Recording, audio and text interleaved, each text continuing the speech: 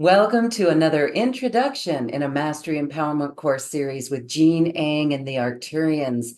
This is Codes in the Sands transmissions.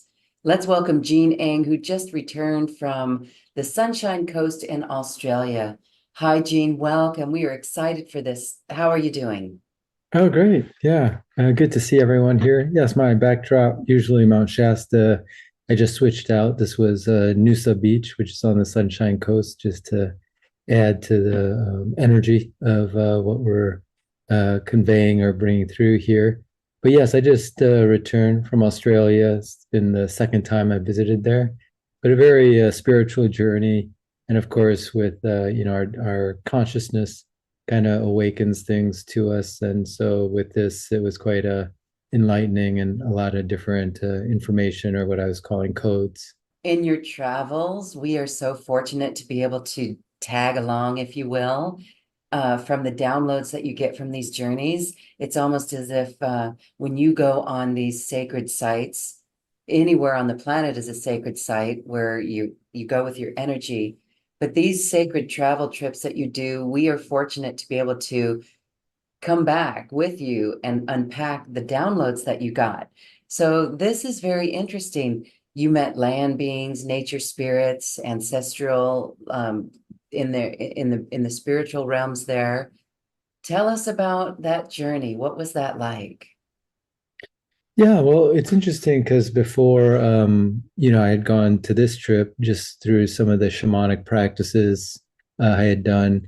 The Aboriginal sort of people had always been very close spiritually in terms of the shamanic practices I had done. And I remember taking one class with Michael Harner's work where I did a lot of the training. And towards the later part of his physical life, he created a dream, shamanic dream workshop. And in one of the journeys that they taught in that class, you sort of entered a dream time. It was kind of unique.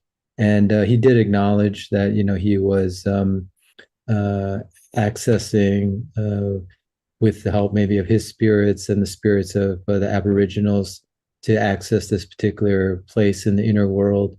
And so that's always been sort of an inner connection on that journey. What I remember of that journey is that usually when you journey, you go through, you have your own portal to these different dimensions, and you kind of use the same portals all the time. So I remember going to use a lower world portal to visit this Dreamtime space. But what was unique is when I intended to return back from that journey, I came up through a different portal. So it was that was only one of maybe one time in the journeying experience I've had so far where that kind of portal shifted. So I think, the, you could say the ancestors in Australia or the Aboriginals who are of course still there, they've, accessed this universal spiritual field, which other people are calling maybe by other names, maybe the astral world or, this very close etheric world. And that people are coming, I guess you could say modern people are coming more into the fore in terms of acknowledging it, working very specifically with it. But that knowledge has sort of been held within these people, Aboriginals and probably others around the world, maybe more closer to the earth for, thousands of years. I think that Aboriginal people are known to have been in, recorded existence for 60,000 years. So that's quite a long time in terms of maybe our recorded history. Yeah, so fascinating. Okay, so where did you visit on this trip? Yeah, I could point out some things that I was mentioning. I put together this just some photos just to kind of let me see if I can find that. So this is a water dragon actually, and our first transmission is just to kind of add to where these photos might be bringing that through is this slowing down to increase your frequency. That's just sort of the descriptive label. But like in the hotel I was in, which was right at the beachfront, The interesting story is that it was like had a kitchen, and on the first day, like I saw basically a cockroach on the back of its on his back, so it was still moving. So I thought, well, the patio was right there. It's like, well, I'll kind of put it out into nature, and maybe can kind of go its merry way. And literally, I kind of took a plate and scooped it up, put it out onto the grass, not the wooden sort of deck. And immediately this water dragon appeared. And basically that the cockroach was its lunch. It was very quick. And it was interesting. But yeah, I think the spirits of the land, they can physically show up. And I think definitely this was kind of my interpretation, a welcome, also shows the sort of interconnectedness of life. The sort of we're all interconnected. It's interconnected also with the cockroach.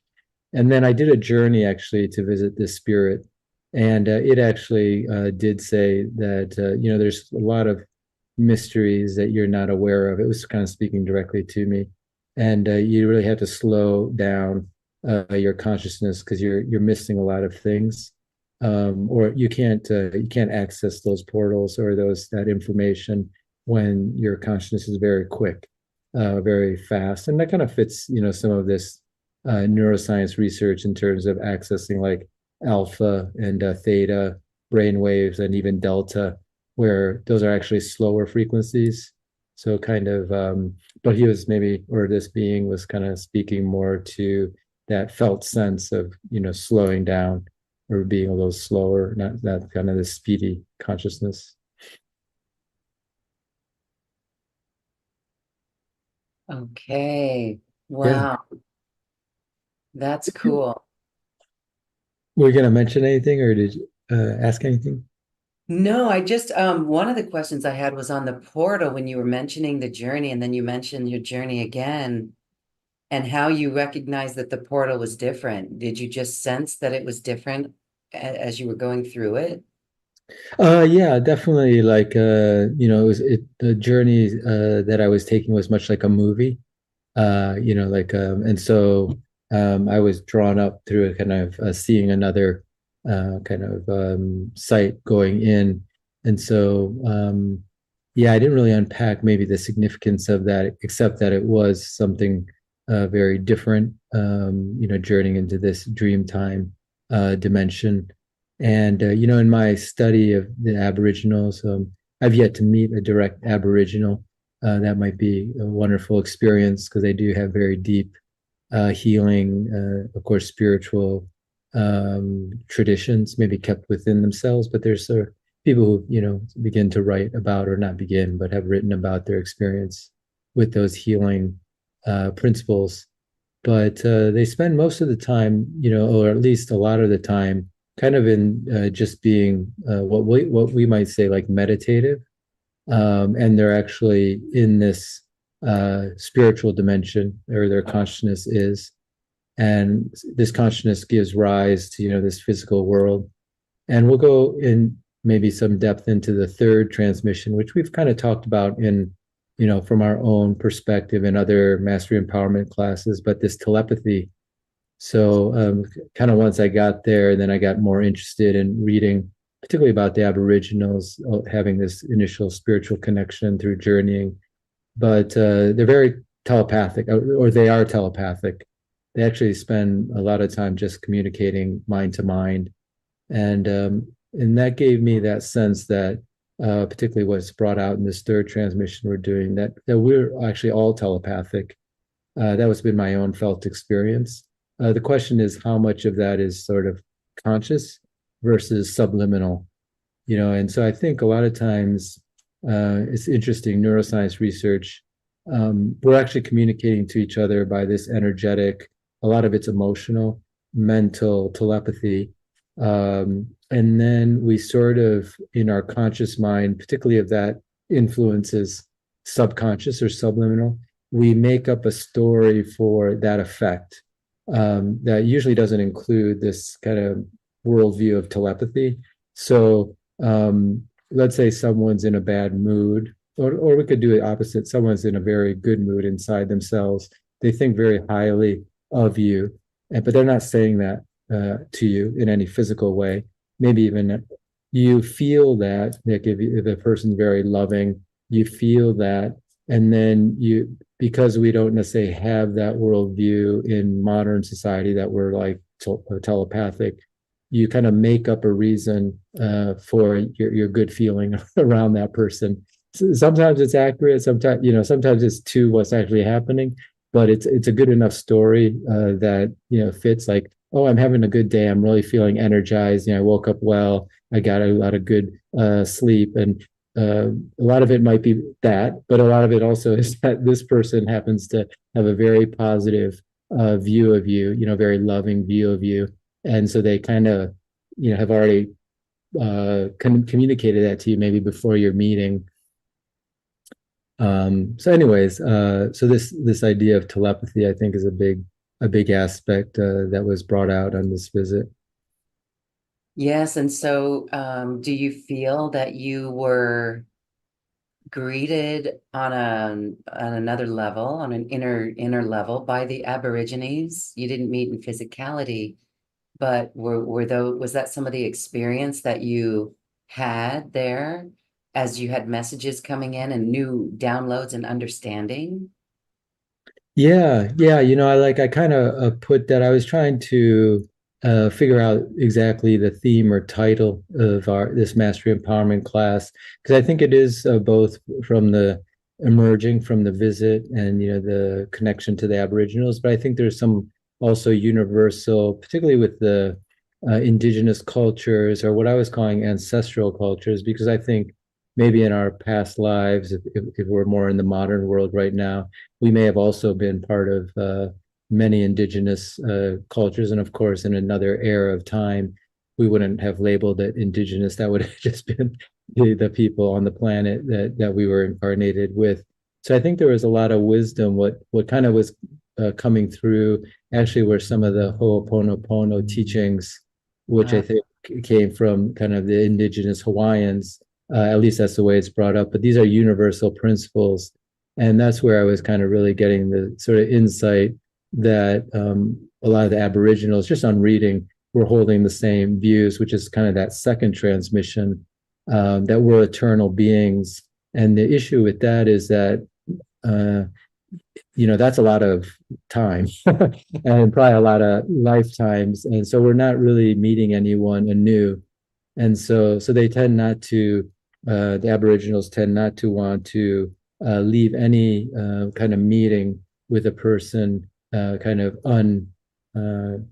not in harmony, because the pattern is there, and then because we're eternal, we're gonna come back to work that pattern out eventually, if that understanding is deep in someone's consciousness that we're eternal. So these ideas, I think Ho'oponopono is deeper than just the four phrases, although those are very powerful in my understanding and deeper study, maybe from this trip. But like if you're always saying, I love you, those four phrases, I love you, please forgive me, I'm sorry, thank you. Like if you're always saying, I love you, this idea of this telepathy, I think that really starts to, before you even use that to clear kind of your consciousness or your memories. That's what they use, the framework of Ho'oponopono. You're sort of in a different frequency with people, and they immediately feel that, even if they're not physically with you. But like I was mentioning, if they do eventually come into contact with you, it's sort of, you're telepathically communicating that to them, which changes sort of the whole, frequency, energy, and physical nature of what's happening. yes, that's fascinating. Thank you. So, I love that. The write up here says that we don't want to leave any relationship in a frayed state with loose ends, right? Because we could meet that person again. Again, never burn a bridge. Really important here.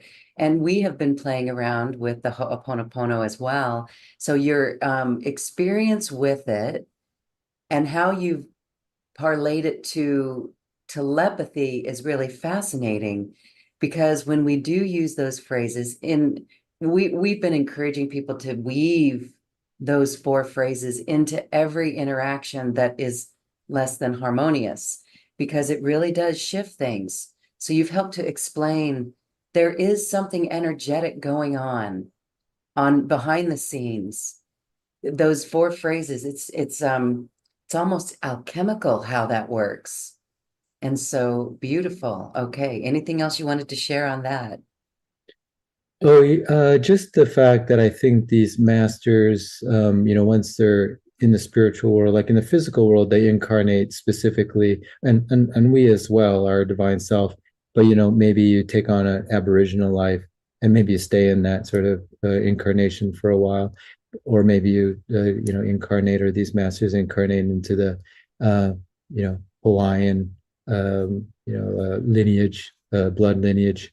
But it seems like there, of course, this is maybe mm, common knowledge now for people maybe listening to this, but like in the inner world, they seem very much connected, like these masters are kind of speaking and trying to download, me personally in my experience, but I think in general, this principle with different messages that are universal, and then maybe seeing where they're how they unpack into the physical world. So I see, there's these a lot of these connections among what I call maybe the ancestral masters.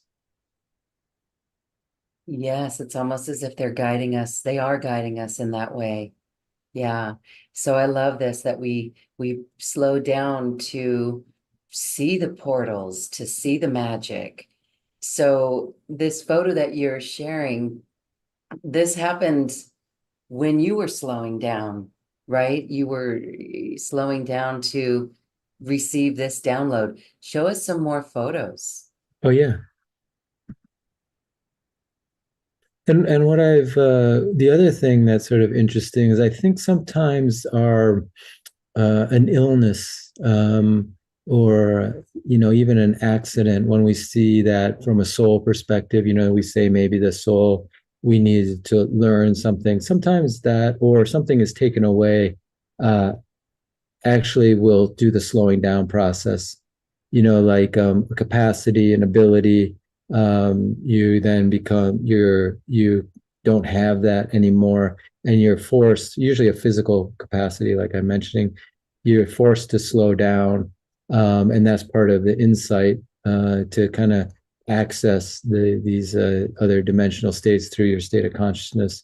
It doesn't have to happen that way, but sometimes that is the lesson, or that is the message that's coming through with that particular those conditions, if we've chosen that from a soul level to experience. Yeah, this is actually this is from Mount Coolum, which is the mountain there that we were at. It's a picture from the mountain, so I didn't get a picture of the mountain. So we're on the coast there, just to give people a sense. Like if you were put yourself in the viewer, the person who took the photo, myself, then you're on the mountain. You're kind of sitting on the mountain, which you can kind of do that, or just take one step into the photo. And you can do that with photos. I learned this from Master Chokoksui in pranic healing. And of course, it's a form of journeying, or astral travel or remote viewing. You just imagine yourself like maybe one step into the photo, and in a sense, you're energetically there, so you can kind of feel, the energy. And then one of the techniques that some of the masters in pranic healing taught me, and you can take a salt bath to clean yourself off of energies. And if you don't have the availability of a physical salt bath, you could just imagine yourself, taking your body and jumping into the ocean. So if you want, you can go swimming here on the east coast of Australia, as ocean, and just kind of see what that feels like. I'm sure it'll be very cleansing, as all oceans are very cleansing to the etheric body with all the salt. But anyways, yes. So this is some of the codes, or just the view from Mount Coolum. Definite codes there. And what I notice is the beautiful glow of the sun on the water must have been just a little while before sunset, right? Or maybe it was sunrise. Yeah, this was a sunrise photo. Yeah. Right, because you're on the East Coast, sure. So see the beautiful gold on the water, but the sun itself, look at the sun itself. That is the white light that the sun now is. That's a beautiful photo. Yeah, yeah, and I was going to say, oh, and I went there not as a tour, like a spiritual tour, like we've mentioned about Peru and so forth, but more to teach some Arcturian classes and quantum spoon bending. But as a group, later, like maybe the next day, we did a sort of a informal, impromptu, not completely impromptu, but organized contact meditation on top of the mountain. Yes, of course you did. Yeah, yeah. So it was pretty a lot of fun. We didn't get as many visuals. People got a lot of deep inner travel, and I felt we kind of journey and got inner codes. And then I realized that a lot of people here have had a UFO experiences, which I could share. Some people I met personally who knew about the Arcturian work I was doing, but someone told me there's a sunshine code. Well, there's like a I think it's like a Mount Coolum airport, like right, like right a mile away. So that's why they said usually people who do the contact work, they go a little bit inwards because that airport with the radar, it just kind of is probably too much human interference for that kind of things to show up in the physical. But we definitely got a lot of energetic codes during that contact meditation at night. Very cool. Thank you for sharing that. And that again is another part of your journey to the inner realms to feel that from within, the Hmm. ET connection from within, Hmm. right? Yeah. Cool. Yeah. Okay. Yeah, and yeah, just to, I met some people personally. We went out to dinner. What I noticed is they were sharing with me their ET experience. So there's a lot of UFO contact and uh, and physical contact. Like this person really physically, Really? yeah, we're not astral. So it was kind of the first time I met some people directly. Of course, we may, read these kind of amazing accounts of people who've had physical contact, but met someone who kind of really had a physical contact. And so yeah, I think there's a lot of uh, interaction there, and there's hearing overall a lot of the stories. A lot of them are really the ones that you read, kind of abduction type uh, contact. These people were sharing those type of interactions, at least in the Australian area. So uh, really a lot of openings here to a lot of contact on that level. So did they say what the beings looked like when they met those beings? So some were abducted. When was that? Like earlier in the Yeah. 80s or Like in the 70s, I think this person had, as a child, kind of their entire family and car was into the ship, and wow, and a mantis actually, mantis. mantis type beings, yeah. So really amazing. So I was kind of very fortunate or lucky to kind of meet this person who just wanted to share because like I had been doing this Arcturian work there, but and then that's been coming up a lot actually. The mantis type beings, not Yes. from different people telling me they've been perceiving mantis type kind of ET beings, which I haven't had direct contact yet, at least that not in my conscious perception. And so what do we know about the mantis? I've heard various accounts, but they are the master architects or guardians of Earth Yeah. or something like that. Yes? Oh, well, actually, I think I have to make more research now that is kind of coming, over three times. It's kind of Yes. like this folklore, like, three things show up in different ways in your life. So, but yeah, you probably, yeah, no more. I didn't even research what their kind of characteristics are yet. Wow. Okay. Well, good on that journey. And I love this photo that you're sharing.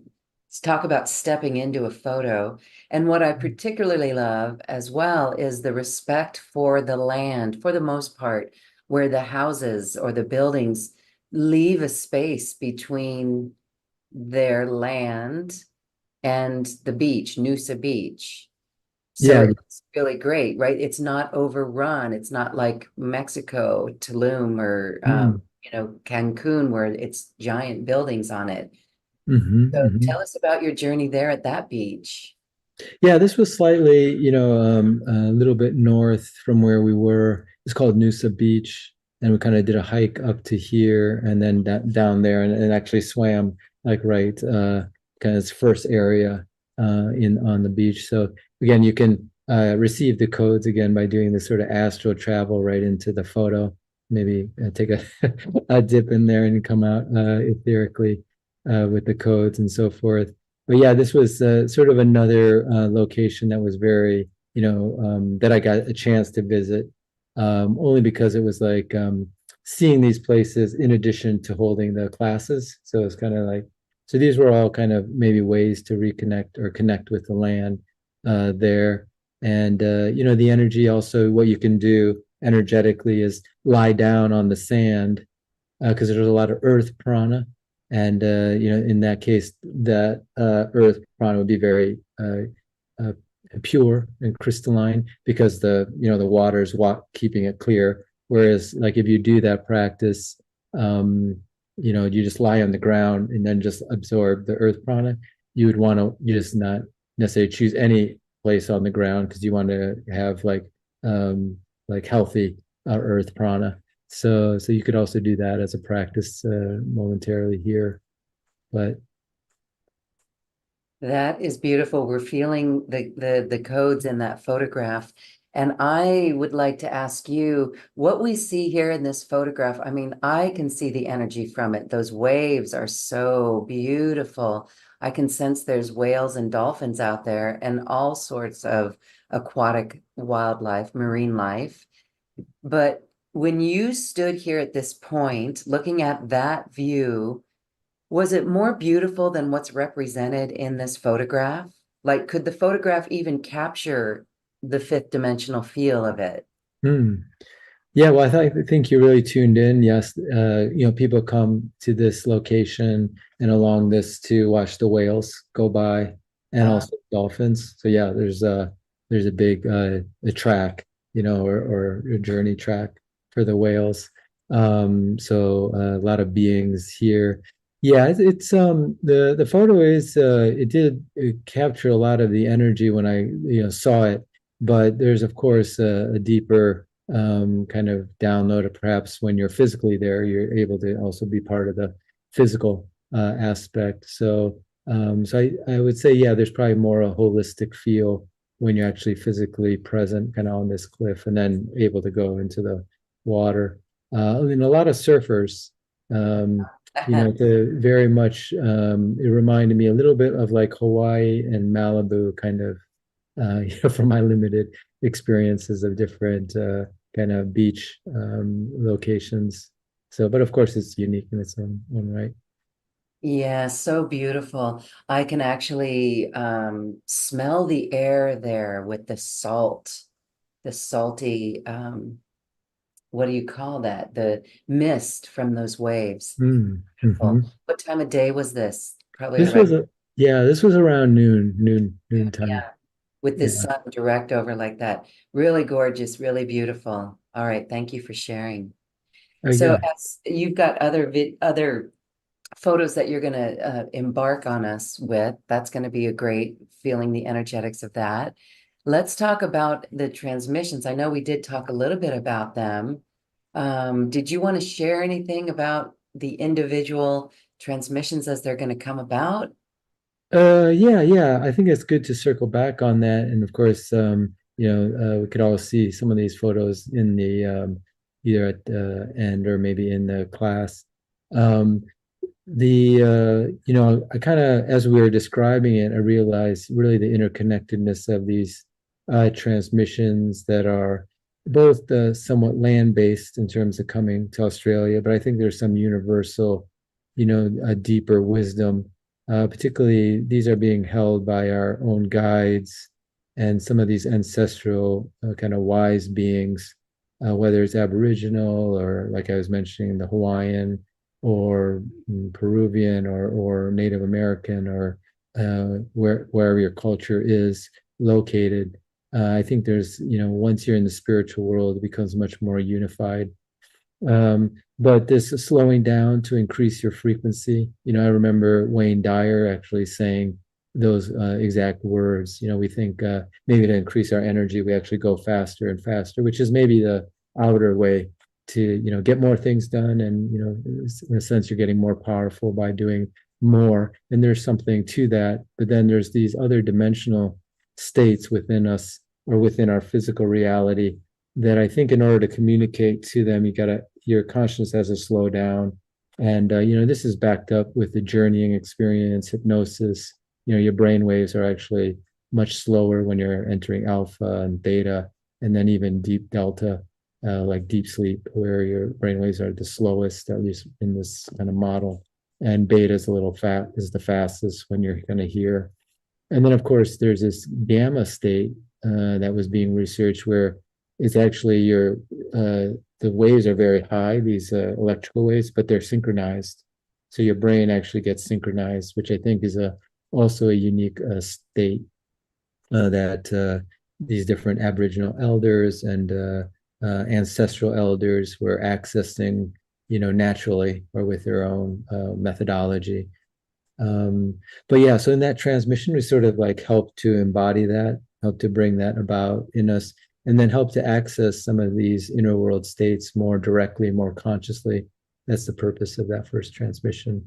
And, just to mention the other two and kind of how they're also related. So then the next one is kind of moving towards what I called like this eternal beingness.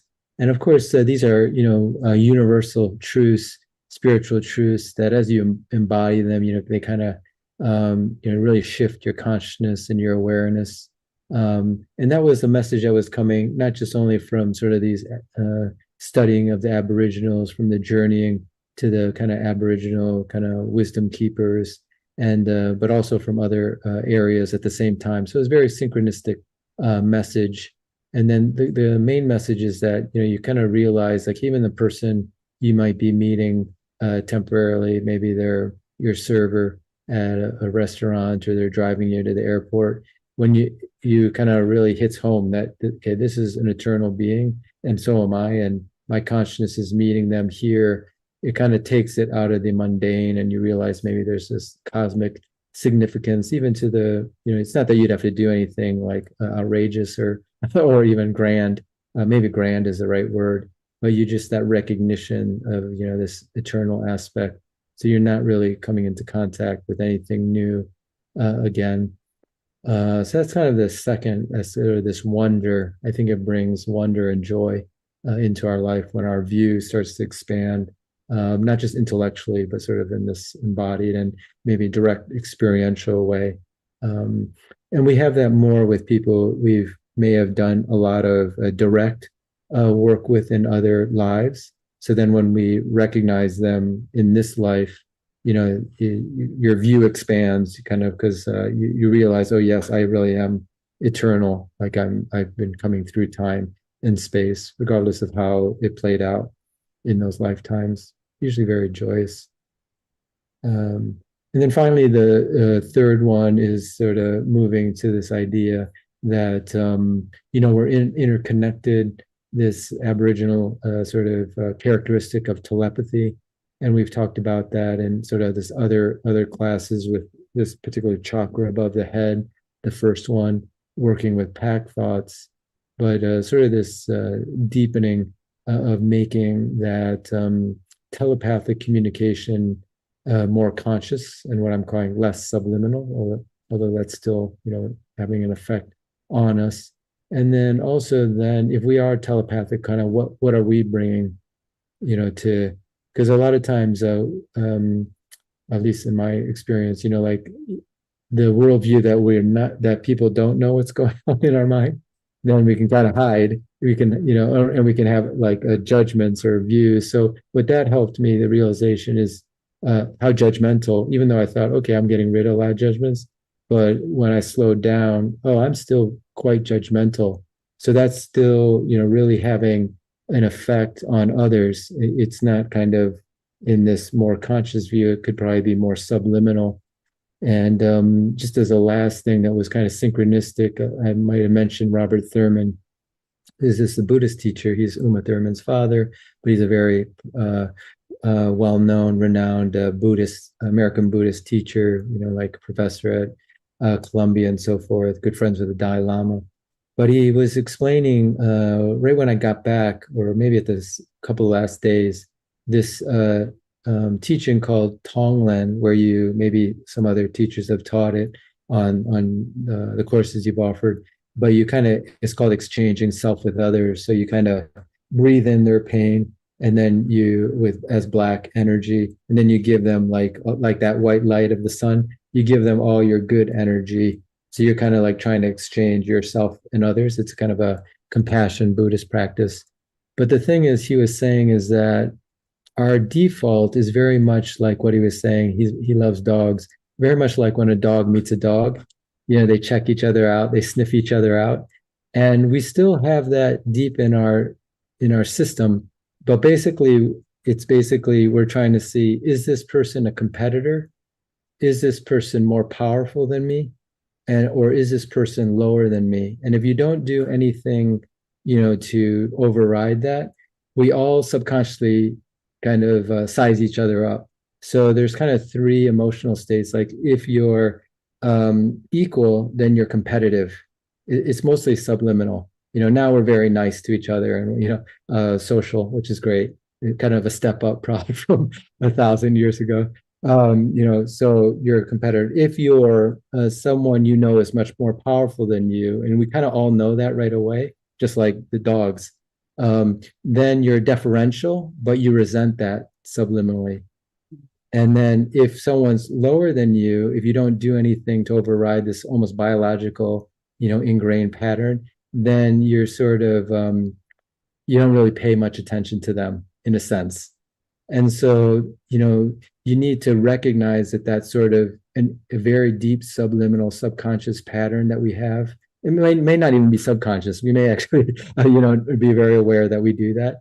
And then when you do this Honglen practice, you're trying to reverse that.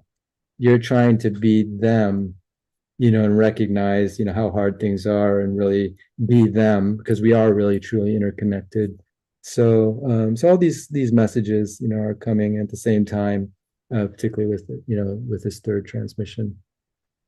Well, we're looking forward to it. And hearing you speak was almost like an activation in itself, to really be aware, right? So if we are all eternal beings and we've met everyone, even with the 8 billion people on this planet and who we meet, there is no one new to meet. It really, that awareness right there brings a fresh perspective to treat everyone equally and kindly and compassionately, no matter who they are, no matter who they are. So it really is immaculate awareness in every moment with everyone.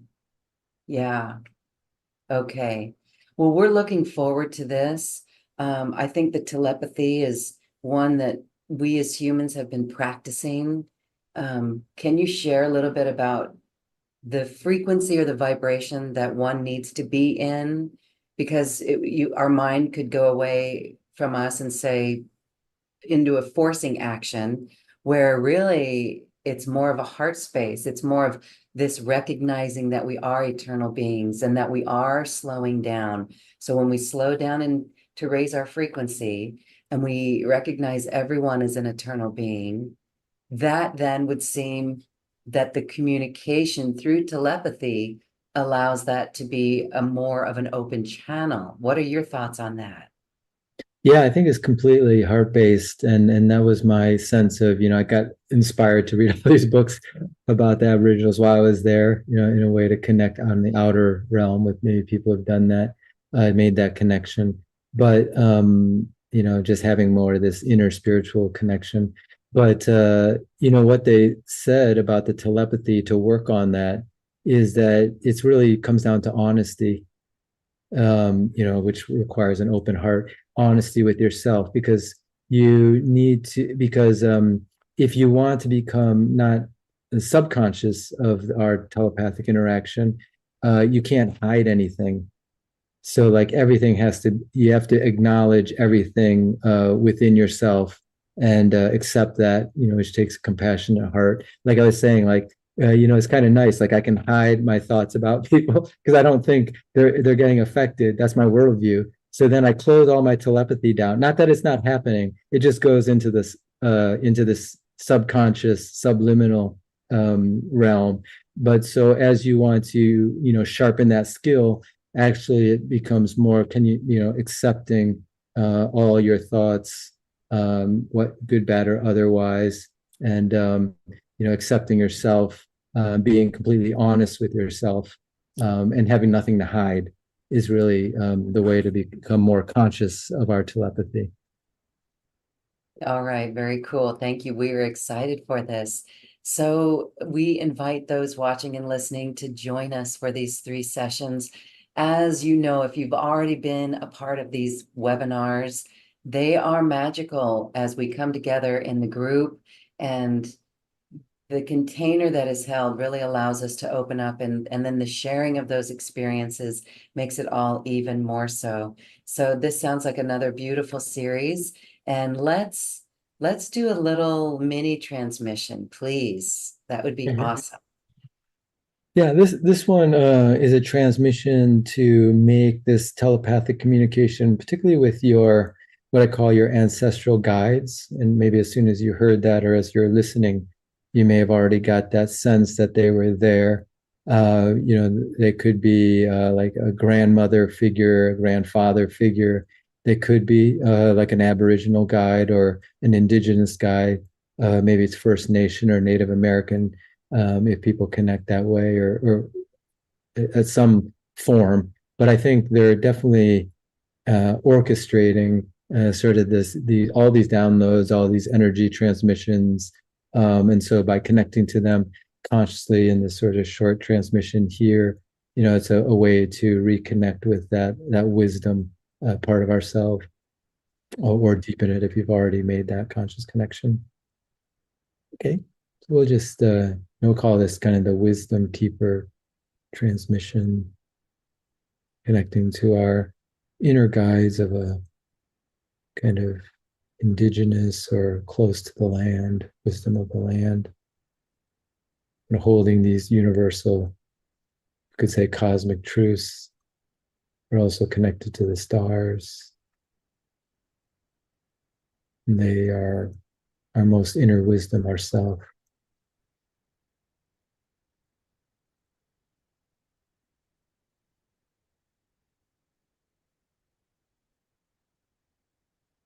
A transmission that will download those codes, open up those channels, make what's already subliminal more liminal, more conscious.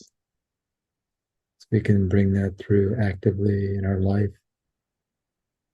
Also, faster in a way, not speedier in thinking, but more efficient when we're following this wisdom of the cosmos. And that wisdom you can tap into when you think of how the sunrise and sunsets perfectly.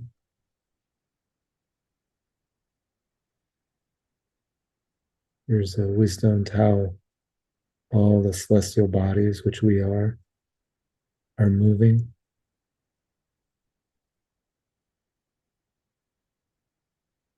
That deep wisdom is within us.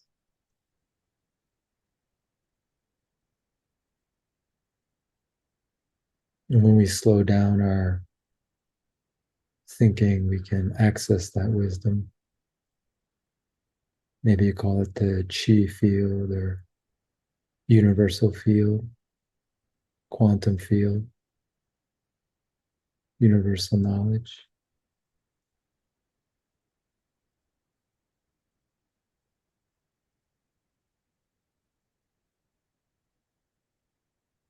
And you can see all the synchronicities of how everything is interconnected in the universe,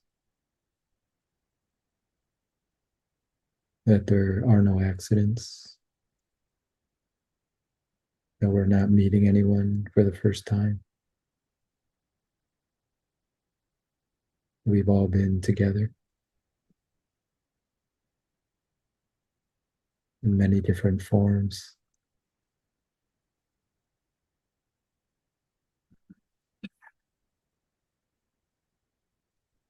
And that completes the transmission. When you feel comfortable, you can open your eyes, snap your fingers. That in just the few moments that it was so holistic, so wholesome. Um, Imagining us as celestial bodies in perfect rhythm totally puts us all in a space of tranquility and joy and wonder. And there's almost no mental force, no mental pressure with that. That was beautiful. I truly hope everyone experienced that in a most wonderful and miraculous way. Thank you for that, Jean. Wow. And so that is just one little small part of the time that we're going to spend together in these transmissions. Share with us more about the experience then, Jean. Anything else you'd like to share about that, or the bonus course that comes with it? We did another series on the Aboriginal wisdom. I'm thinking maybe that would be a good one, but you tell us, let us know. Yeah, I think we had an ancestor transmission Yes. series. It might have been in that would be very complementary to this. So maybe we could offer that as a free bonus here. That would kind of really, I think, tune us in. If you get a chance to listen to it beforehand or not, maybe it's even synchronistic if you find are listening to it after. Because I really feel there's this spiritual network of wisdom keepers, and we have very specific guides there who, if we haven't fully accessed their conscious influence. Of course, I think they've been always helping us in the background. This would be a great way to start that conscious work with them. Yes, beautiful. So we're looking forward to this, and we're looking forward to seeing everyone here as well. Jean, as we say goodbye, any final thoughts about this series or what you are excited about? But yeah, I just will share one last photo. Oops, if this is coming through. This one. Nice. Yeah, this one, is in the probably has some codes. Like I was very much into spirit photography and orb photos. I still am, but I was very active in taking orb photos and studying the phenomena. Although this isn't necessarily an orb photo, maybe it is. But like you have this one ray, a gold ray coming out, and of course this can all be explained physically by optics and so forth, but it just kind of represents this kind of gold energy. I think that was there on the Sunshine Coast, the codes of gold, which is very much divine. And this is Glass Mountain. This was actually one of the last photos before I kind of hopped on a plane and so forth. And then right down next to my waist, you see this. I've seen a lot of those in iPhone photos, that green, mover, but it just happens, you can read into it. It looks like a little bit like a saucer. So it's kind of has that galactic piece. So I thought it was a fun way to end with this photo. Oh, that's beautiful. And it's almost as if the whole, we're only seeing a fraction of the orb. It's kind of like there could be a whole orb around this whole photo, even beyond the photo. And the center of it would be that gold streak. That's what I'm seeing and sensing. Wow, that's cool. Yeah, all right. Well, these are the energetics then, and we will be wrapped in these energetics as we receive these downloads from the Arcturians. Thank you so much, Jean. We're excited for this. Oh yeah, looking forward to it. Thanks so much, Lauren, and thanks everyone. Thanks, everyone. We'll see you soon. This has been a presentation of New Earth One Network, your home for New Earth living. Access information, education, and videos on living from the heart in unity consciousness. Visit newearth1.com.